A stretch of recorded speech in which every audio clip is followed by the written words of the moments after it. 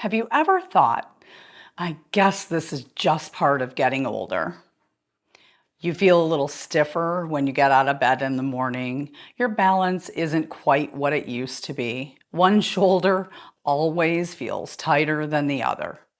You don't really think much of it. After all, nothing really hurts, at least not yet.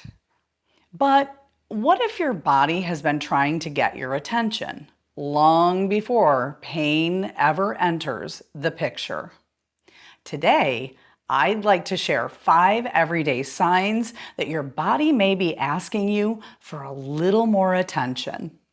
Not because it's failing, because it's communicating. One of the biggest misconceptions we have is that pain is the first sign that something has changed. Often, it really isn't. Our bodies are incredibly adaptable. They'll quietly compensate, adjust, and find another way for a long time before they finally say, "Oh no, I need help." That's why body literacy matters.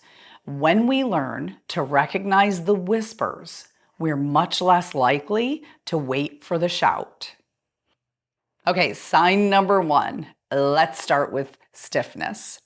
Maybe getting out of your car feels different than it used to. Maybe reaching into the back seat isn't quite as easy.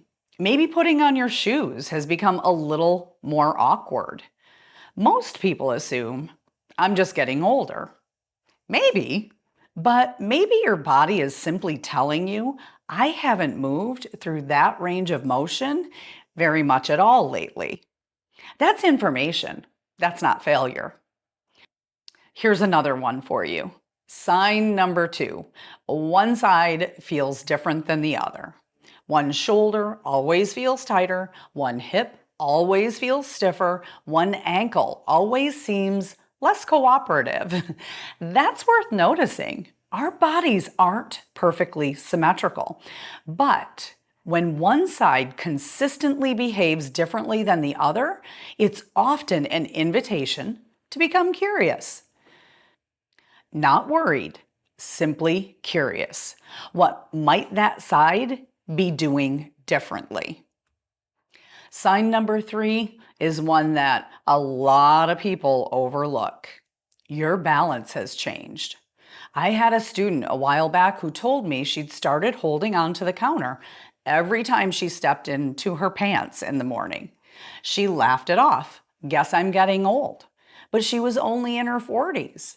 Once she started actually training single leg balance a few minutes a day, within a few weeks, she wasn't reaching for the counter anymore. That's the thing about balance. Most people assume, I guess my balance is getting bad. Maybe, or maybe one of the systems responsible for balance just hasn't been challenged in a while. The beautiful thing about balance is that it is remarkably trainable. Sign number 4 is one that surprises many people. You start holding your breath. Have you ever noticed yourself holding your breath while standing up from the floor, lifting groceries, rolling over in bed, climbing the stairs? Many people do this without ever even realizing it. Sometimes it's because the task feels challenging. Sometimes it's because the body is trying to create stability. Either way, it's information. Your breath can tell you an incredible amount about how your body is responding to movement. Sign number 5, the last one, is incredibly simple. Everyday tasks start to feel just a little bit harder. The things that used to feel easy don't anymore. Carrying groceries, walking up the stairs, getting up off of the floor, reaching overhead. Sometimes we blame age. Sometimes age is part of the picture. But often our bodies are simply telling us they've lost a little capacity. And the wonderful news is, capacity can very often be rebuilt. So here's what I'd love for you to remember. None of these signs mean that your body is broken. They aren't reasons to panic. They're invitations to pay attention. Your body whispers before it shouts. The sooner that we learn to notice those whispers, the more opportunities we have to respond thoughtfully. That's what body literacy is all about. Here's something I'd love for you to try today. Don't change anything, not a thing. Just notice.